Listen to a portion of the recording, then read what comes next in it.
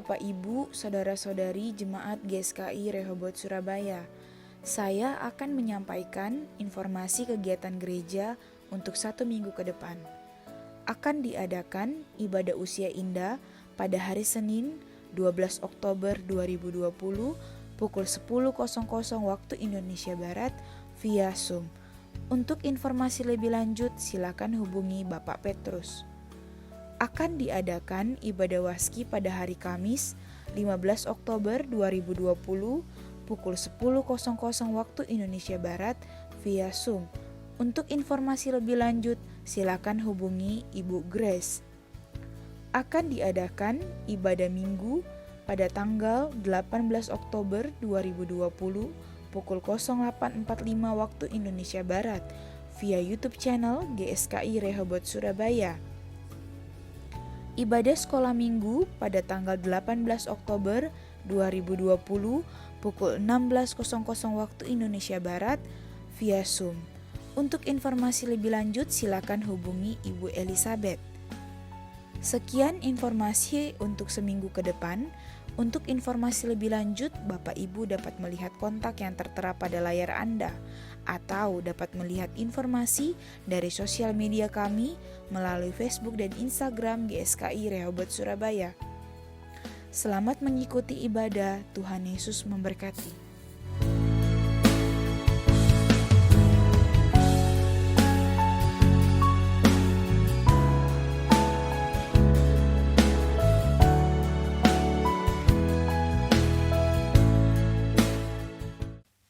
Shalom jemaat Tuhan, mari persiapkan hati kita di hadapan-Nya.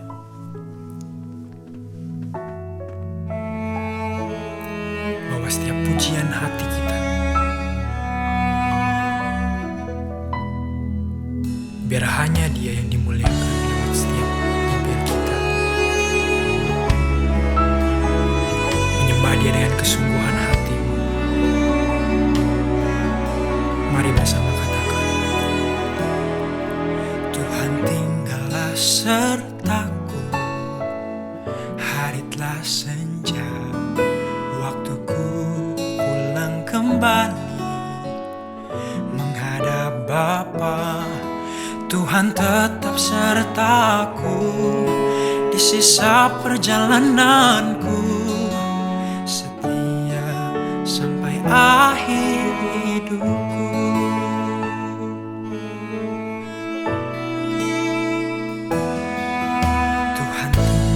Sertaku, hari telah senja, waktuku pulang kembali menghadap Bapa.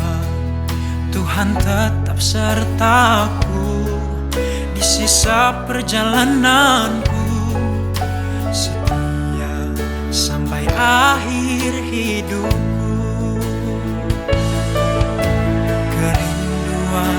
Hati ini kau dapati, aku setia hidup berkenan di hadapan. Saat ku menutup mata, tunai sudah panggilanku, menggenapi rencanamu Bapa. Tetap sertai kami, Tuhan tinggallah sertaku, hari telah senja, waktuku pulang kembali menghadap Bapa. Tuhan tetap sertaku di sisa perjalananku, setia sampai akhir hidupku.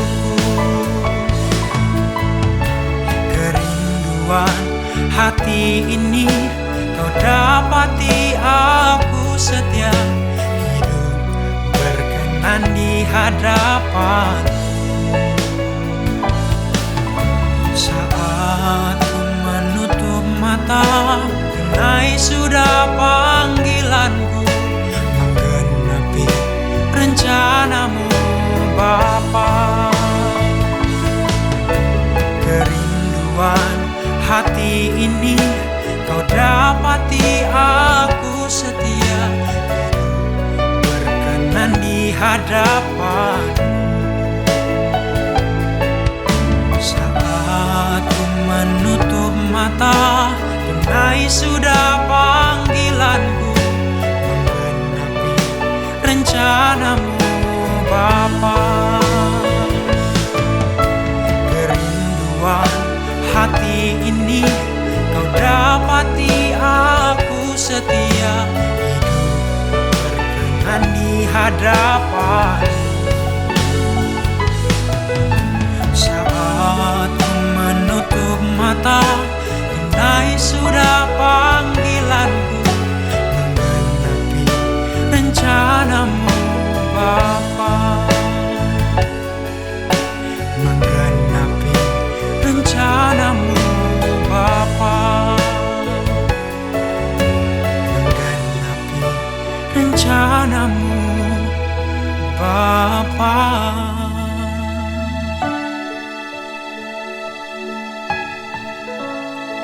Biar sampai kami menutup mata Tuhan, sampai akhir hidup kami Bapa, kami mau melayani-Mu Tuhan. Kami mau sujud di hadapan-Mu. Biar hanya Engkau yang ditinggikan, hanya nama-Mu yang dimuliakan.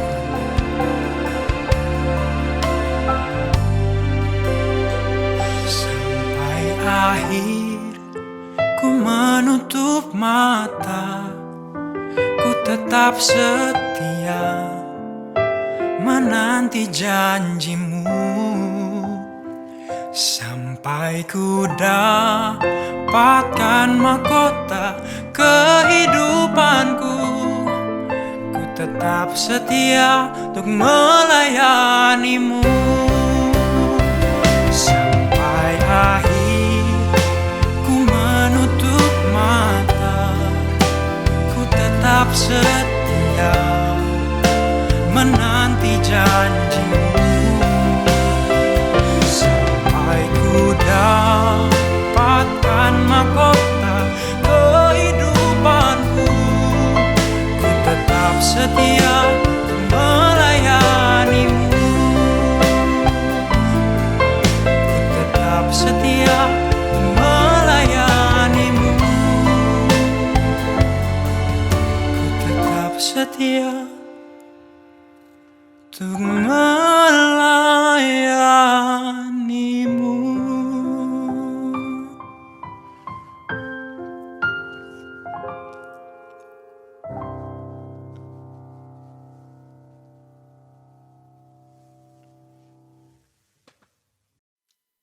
Shalom, Bapak Ibu Saudara-saudari yang dikasihi Tuhan. Senang sekali kalau kita dapat beribadah bersama dan mendengarkan firman Tuhan, sekalipun kita berada di tempat yang berbeda akibat pandemi ini. Bapak Ibu yang dikasihi Tuhan, dalam situasi pandemi yang tidak juga berakhir ini, banyak kesulitan yang terjadi. Selain banyak korban yang berjatuhan karena penyakit, dampak yang lain juga banyak. Di Indonesia saja tidak sedikit saya kira yang kena pengurangan karyawan, pemotongan gaji, karena perusahaannya terdampak. Bagi yang berbisnis, bisnisnya juga tidak bisa jalan atau jadi mengalami kesulitan. Dagang sulit, ya mau jualan sulit. Itulah yang terjadi. Belum lagi yang sebelum pandemi ini sudah mengalami masalah rumah tangga sendiri. Penghasilan sudah turun, utang menumpuk, jatuh tempo belum bayar. Bukankah kata orang hanya ada dua hal yang membuat jantung berdebar-debar dengan keras? Yang pertama jatuh cinta, yang kedua jatuh tempo. Nah kalau jatuh tempo pusing kita, wah jantung berdebar-debar. Atau yang punya kondisi rumah tangga banyak juga yang mengalami masalah berat. Mungkin seperti serial Korea The World of the Married. Istri yang suaminya direbut perempuan lain. Atau sebaliknya, suami yang istrinya direbut laki-laki lain. Atau suami istri yang sudah tidak harmonis. banyak masalah Bapak Ibu. Keluarga yang anak-anaknya gak bisa diatur. Anak-anaknya terikat narkoba dan sebagainya. Kondisi ini 1001 masalah yang menimbulkan kekhawatiran bisa menimbulkan pertanyaan di dalam diri kita. Dan kita berseru, Tuhan, di mana Engkau? Di mana Engkau Tuhan? Bapak Ibu, ternyata bukan itu saja, ya, bukan kita saja yang bertanya seperti itu. Kalau kita membaca ratapan di dalam Mazmur 44, kita juga melihat hal tersebut. Mari kita lihat Mazmur 44 ayat 23 sampai 27. Mazmur 44 ayat 23 sampai 27, demikian firman Tuhan. Oleh karena Engkau, kami ada dalam bahaya maut sepanjang hari. Kami dianggap sebagai domba-domba sembelihan. Terjagalah, mengapa Engkau tidur ya Tuhan? Bangunlah, janganlah membuang kami terus-menerus. Mengapa Engkau menyembunyikan wajah-Mu dan melupakan penindasan dan impitan terhadap kami? Sebab jiwa kami tertanam dalam debu, tubuh kami terhampar di tanah. Bersiaplah menolong kami, bebaskanlah kami karena kasih setia-Mu. Bapak, Ibu, saudara-saudari yang terkasih dalam Tuhan Yesus Kristus, seruan pemazmur di sini bergema keras di saat kita merasa tidak berdaya. Terjagalah, mengapa Engkau tidur ya Tuhan? Bangunlah, jangan membuang kami terus-menerus. Itu bergema sampai hari ini. Dan kita pun teringat oleh kisah Ayub. Orang benar yang menderita. Ayub sendiri pun heran, mengapa bisa dia yang tidak bersalah sampai menderita parah seperti itu. Padahal Ayub tidak merasa berdosa sehingga layak untuk dihukum oleh Tuhan. Kita tahu Bapak Ibu, sahabat-sahabat Ayub terus mendesak Ayub. Bertobat, coba akui dosamu, bertobat. Ya, itulah yang biasanya dipikirkan orang banyak. Orang itu pasti menderita karena dihukum Tuhan. Ayub pun berseru kepada Tuhan agar Tuhan menjelaskan hal ini loh. Ayub tanya Tuhan loh.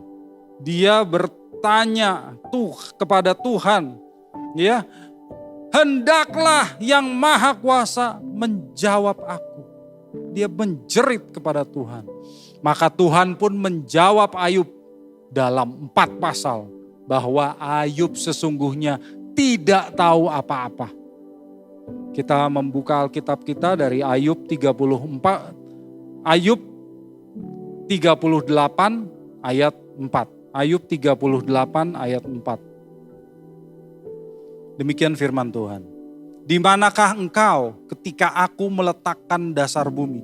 Ceritakanlah kalau engkau mempunyai pengertian. Bapak Ibu, Tuhan di sini berkata kepada Ayub, Ayub, kamu itu tidak tahu cerita keseluruhannya. Itu semua bukan cuma soal kamu. Kamu itu cuma bagian kecil dari lukisan yang aku buat. Demikian juga dengan kita. Siapa sih kita ini? Mengapa kita menuntut Allah untuk menjelaskan mengapa kita mengalami hal ini? Apalagi soal pandemi ini. Bukan cuma saudara dan saya yang mengalaminya. Bukan cuma Indonesia yang mengalaminya. Seluruh dunia juga terdampak. Jadi ya jangan baper dengan Tuhan Bapak Ibu. Nah Bapak Ibu, kalau membaca Mazmur 44 tadi, beberapa orang, beberapa pengkhotbah mengatakan seperti Ayub tadi, Mazmur 44 ini terjadi karena kesalahan orang Israel sendiri. Tapi mari kita lihat, benarkah demikian? Kalau kita lihat, Di ayat 1-9, orang Israel memuji-muji Allah karena kemenangan yang diberikannya di masa lalu. Kemenangan yang diberikan Allah di masa lalu. Tetapi Bapak Ibu, mulai ayat 10 kata-kata itu tiba-tiba berubah. Mari kita lihat Mazmur 44 ayat 10. Namun engkau telah membuang kami dan membiarkan kami kena umpat. Engkau tidak maju bersama-sama dengan bala tentara kami. Bapak Ibu yang dikasihi Tuhan, pemazmur mengatakan Allah telah membuang Israel dan tidak mau ikut berperang dengan Israel. Dan sebagai hasilnya Israel mengalami kekalahan, dipermalukan, dicemooh, dicerai-beraikan oleh musuh-musuhnya. Nah, seperti saya katakan sebelumnya Bapak Ibu, biasa orang berkata, oh Israel kalah karena kesalahan mereka sendiri, karena mereka dihukum Tuhan, karena mereka berdosa. Tapi coba lihat Bapak Ibu, mereka berkata bahwa Allah tidak pernah mengingkari janjinya. Ya. Lalu kalau kita lihat orang-orang yang menganggap bahwa Israel dihukum Tuhan karena kesalahan mereka, mengutip Yesaya 59 ayat 2. Yesaya 59 ayat 2. Tetapi yang merupakan pemisah antara kamu dan Allahmu ialah segala kejahatanmu. Dan yang membuat dia menyembunyikan diri terhadap kamu sehingga ia tidak mendengar ialah segala dosamu. Nah Bapak Ibu, inilah kalau ambil ayat di luar konteks. Hasilnya ya seperti sahabat-sahabat Ayub yang mengatakan Ayub itu menderita pasti karena dosa. Ada enggak di antara Bapak Ibu yang masih berpikir begitu? Ada enggak di antara Bapak Ibu yang berpikir COVID-19 ini terjadi dan dibiarkan Allah karena dosa-dosa kita? Masih ada enggak yang begitu? Indonesia sekarang terpukul keras karena dosa orang Indonesia. Gereja-gereja ditutup karena dosa orang Kristen Indonesia. Ada nggak yang berpikir demikian? Itu salah Bapak Ibu. Salah. Mari kita lihat apa yang dikatakan oleh pemazmur untuk selanjutnya. Di Mazmur 44 ayat 18 sampai 22. Mazmur 44 ayat 18 sampai 22. Semuanya ini telah menimpa kami, tetapi kami tidak melupakan Engkau dan tidak mengkhianati perjanjian-Mu. Hati kami tidak membangkang dan langkah kami tidak menyimpang dari jalan-Mu. Walaupun Engkau telah meremukkan kami di tempat serigala dan menyelimuti kami dengan kekelaman. Seandainya kami melupakan nama Allah kami dan menadahkan tangan kami kepada Allah lain, masakan Allah tidak akan menyelidikinya?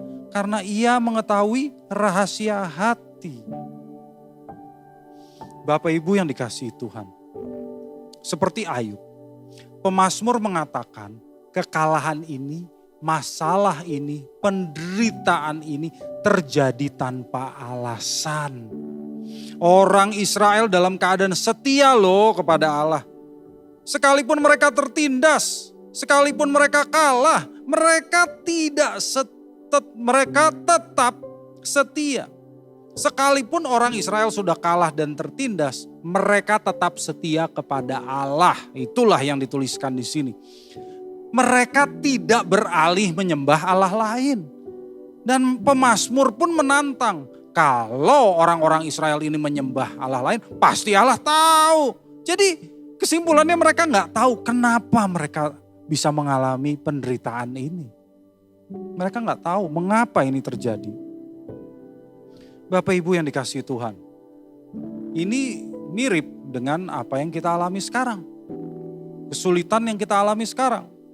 Mungkin sebelumnya Bapak Ibu punya banyak rencana yang terpaksa tidak bisa terpenuhi di tahun ini. Mungkin mau jalan-jalan ke luar negeri. Mungkin ada yang mau menikahkan anak. Atau hal-hal lain.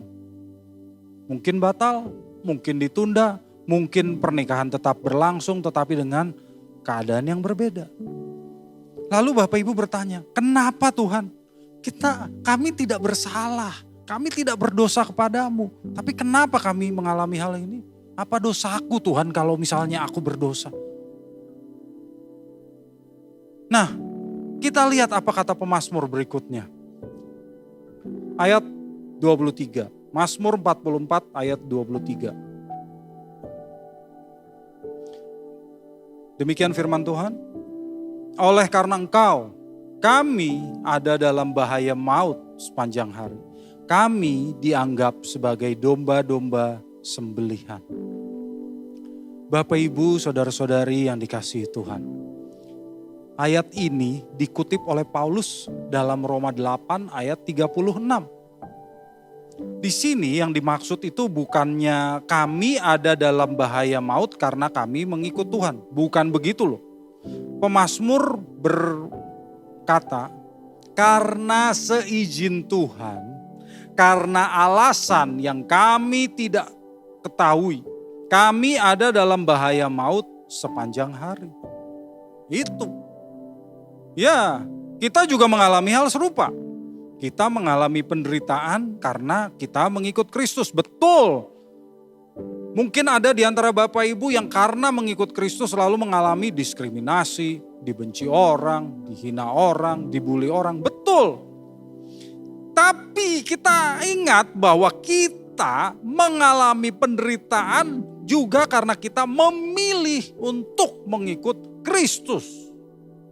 Misalnya, karena kita melakukan hal yang benar. Kita memilih untuk melakukan hal yang benar dan tidak curang. Gara-gara kita nggak mau curang, kita kehilangan kesempatan untuk memperoleh keuntungan besar dalam bisnis. Misalnya begitu. Karena kita mau menyenangkan Tuhan, kita memilih untuk menghindarkan diri dari kesenangan-kesenangan duniawi.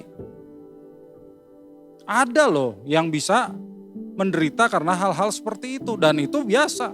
Tetapi yang dimaksud oleh pemazmur di sini bukan itu semua. Bukan itu semua. Pemazmur berkata, penderitaan bisa terjadi bukan karena kita mengikut Tuhan. Penderitaan terjadi bukan karena kita memilih untuk mengikuti kehendak Tuhan. Bukan. Penderitaan pun terjadi bukan karena kita berdosa. Bukan. Tetapi penderitaan terjadi bisa tanpa alasan yang jelas. Tanpa alasan yang jelas. Seperti Ayub yang kehilangan harta benda dan anak-anaknya. Pemazmur yang kalah perang jadi cemoohan bangsa lain. Nah, Paulus pun mengutip itu sebagai pengingat bahwa penderitaan itu bisa juga terjadi bukan karena kita pengikut Kristus. Bukan karena kita memilih untuk melakukan kehendak Tuhan. Tetapi kita tidak tahu akibat apa. Kita tidak tahu apa yang menyebabkan kita menderita. Dan Paulus menjawab dalam Roma 5 ayat 3. Paulus menjawab dalam Roma 5 ayat 3. Dan bukan hanya itu saja.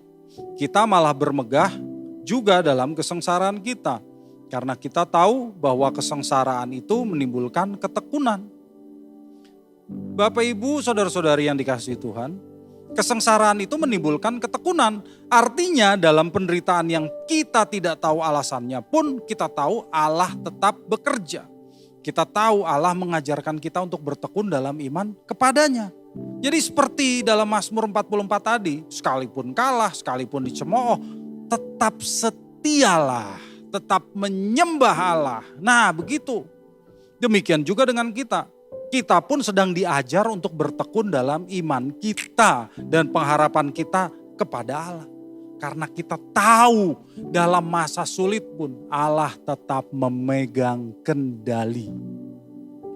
Kita tahu dalam masa sulit pun Allah tetap bekerja. Dan kita tahu dalam masa sulit pun kita punya Allah yang tidak pernah meninggalkan kita. Karena itu Karena itu kita bisa bermegah seperti Paulus.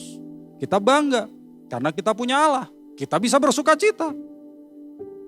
Maka Bapak Ibu, sekalipun kita membaca bahwa pemazmur berseru kepada Allah, Tuhan bangun, mengapa engkau tidur? Sekalipun demikian, kita tahu Allah itu tidak pernah tidur. Gusti mboten sare. Tulisan ini merupakan gaya bahasa puitis pemazmur yang berseru kepada Allah, bertanya kepada Allah. Tuhan, kenapa sih seolah-olah engkau tidur? Seolah-olah engkau cuek, diam saja, tidak bertindak menyelamatkan kami. Coba kita lihat, Allah itu benar-benar tidak tertidur atau tidak. Mazmur 121 ayat 4. Mazmur 121 ayat 4. Sesungguhnya tidak terlelap dan tidak tertidur penjaga Israel. Bapak Ibu yang dikasihi Tuhan, pertolongan Israel tetap dari Tuhan. Demikian juga dengan pertolongan kita, tetap dari Tuhan. Itulah yang kita percayai sekalipun dalam keadaan yang sulit.